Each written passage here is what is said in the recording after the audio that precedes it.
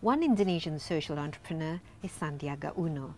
He focuses his business on encouraging creativity and entrepreneurship amongst young people, giving them access to both skills and capital.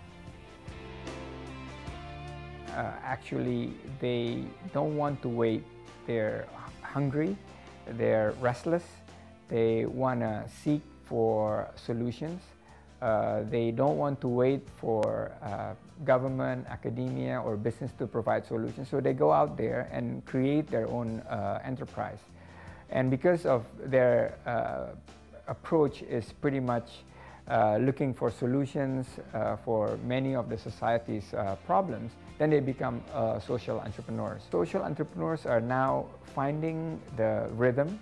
Indonesia is now the epicentrum of the social enterprise movement in the world. Everybody look at Indonesia because we're able to address all these problems that we're having by way of innovations and entrepreneurship driven initiative. And this is, I think, we will see Indonesia catapulted to the bigger economies of the world with this type of approach. It is very inclusive. It is also very inspiring. Okay, then, Professor Yunus, now we're talking about you. You Yes. know, what are, I mean, I've seen in your website you have your wish list. Yes, indeed. Is that, you know, are you ticking off the wish list, or is it still sort of more or less utopian? Well, I can say in this world today, there is nothing called utopian. Because what used to be utopia yesterday becomes a common thing today. Mm-hmm. Imagine all the gadgets that we use every day today. Technology. Technology. 10 years back, 20 years back, you could even dream of those things. If anybody said you have this, you'll say this is utopia. This will never happen. But today it's happening.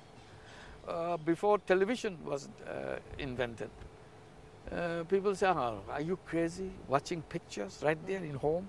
Impossible. Before movies are invented, people say, pictures, moving? Oh, it's impossible. The other day, it's not something we are talking about 500 years back. The other day, there was no movie. You know, the television came in our lifetime. It's not our grandfather's lifetime. In our lifetime, when we were young people, for the first time, there's something called TV came. It's black and white. We thought that's the ultimate. And a few years later, it's on color. We were all surprised this is color. And we thought it would be only city folks who will be watching it. Only the local television. Now we watch everything, everywhere. So you're positive about the Very future? positive. There's nothing called utopia. Nothing gets you down, Professor. I mean, I know that you've got these headaches with the controversies of being ousted from the Grameen, but I mean, how is that affecting you on Well, a personal it's level? a kind of upsetting thing, but I carry on my work, continue to do work, and I see much more fun doing the work than get worried about things that happen. It's not distracting you, it's not... In some, I will not dismiss it completely, but I don't want to be carried away by that kind of distractions. I want to move forward. And there's so much interest to our social business, particularly for the young generation. They see they have tremendous power.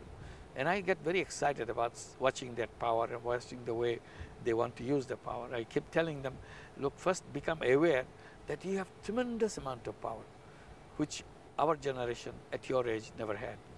And our generation never had that power, but you have. Even today, we have the same technology, but you are more powerful. You understand technology much better than I do, because I come from a world of a primitive technology, and my mind and my body carries this old technology. I cannot adjust as you adjust as a young person. For you, it's 1, 2, 3, and it's done. It's finished. You can do that. So you have that power. And I keep raising the question, always ask, what use I'm going to make of this power? And that is what will change the world. And you have the power to change the whole world. You are a genie. So feel like a genie. If you feel like a genie, you will do things like a genie does. Wonderful things overnight. Professor Yunus, thank you very much. It's been enlightening. Thank you. Talking to you, and good luck going home. Thank you very much. Wishing you a safe journey, and we're looking forward to seeing you again here. I hope so. I'll look forward to seeing you back in Indonesia again. Yes, thank you very much. Thanks a lot. Thank you. Often when it comes to facing the challenges of poverty and other economic problems, we cannot just rely on the government to come up with the solutions. Individuals and businesses too could play their part in finding the solutions by practicing what's called social entrepreneurism. That is, focusing less on making profit and doing their business more based on social mission. And that's all for this episode. Don't forget to join me next month where we meet another figure who makes a difference to our lives here on Face to Face with Daisy Anwar, bringing you the world.